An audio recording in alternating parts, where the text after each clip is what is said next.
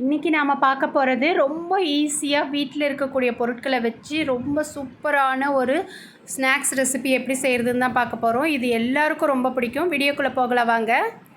இதை செய்கிறதுக்காக நான் ஒரு 3 ஸ்பூன் அளவுக்கு கடலை மாவு எடுத்துக்கிறேன்.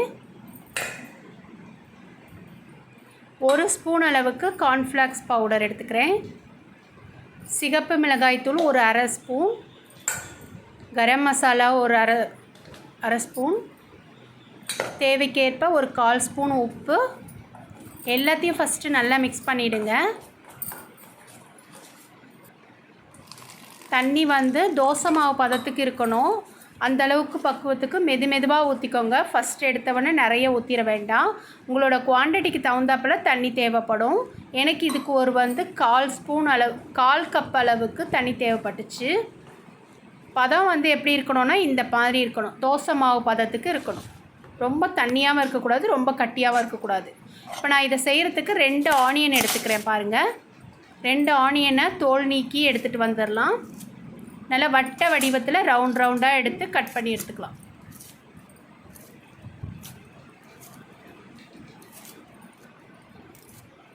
எல்லார் வீட்லேயும் கடலை மாவு இருக்கும், வெங்காயம் இருக்கும். இந்த வெங்காயமும் கடலை மாவும் இருந்தால் சூப்பரான மொறு ஸ்நாக்ஸ் ரெடி ஆயிரும். பாருங்கள், இந்த மாதிரி வட்ட வடிவத்தில் வெட்டிக்கணும்.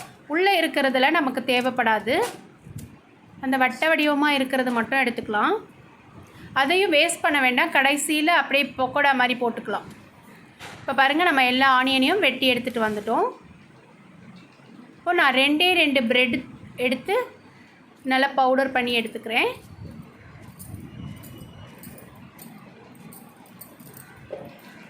நல்லா பவுடர் பண்ணி எடுத்துக்கோங்க. பாருங்கள், இந்த மாதிரி இருக்கணும். நல்லா திப்பியாக இல்லாமல் நல்லா பவுடர் பண்ணி எடுத்துக்கணும். இப்போ இந்த ஆனியனை அதில் முக்கி எடுத்துடலாம். முக்கி எடுத்துட்டு அதுக்கு மேலே இந்த பிரெட் தூளை நம்ம தூவி எடுத்துக்கணும். அவ்வளோதான்.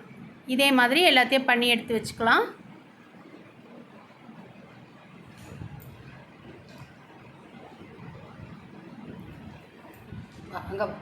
இப்போது பேனில் எண்ணெய் ஊற்றிட்டு காய வச்சுருங்க. நல்லா காஞ்சதுக்கப்புறம் மீடியமில் வச்சிடலாம். எப்போவும் மாதிரி தான். இப்போ பாருங்கள், சூப்பராக நம்ம போட்டுட்டோம்.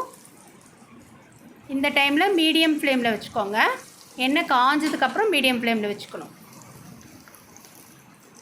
நல்ல ஒரு கோல்டன் ப்ரௌன் கலர் வந்ததுக்கப்புறம் திருப்பி பாருங்கள், சூப்பராக இருக்கும். இது எவ்வளோ கொடுத்தாலும் பசங்களுக்கு பத்தாது, வேணும்னு கேட்பாங்க. ரொம்ப சிம்பிளாக நம்ம வீட்டில் இருக்கக்கூடிய பொருட்களை வச்சு நம்ம செஞ்சிட்டோம். இந்த மாதிரி எல்லாத்தையும் கோல்டன் ப்ரௌன் கலர் வந்ததுக்கப்புறமா திருப்பி எடுத்துக்கோங்க. இப்போ நான் எடுத்து காட்டுறேன். பாருங்கள், எவ்வளோ சூப்பராக மொறுவாக கிறிஸ்பியாக இருக்குது. பாருங்கள்,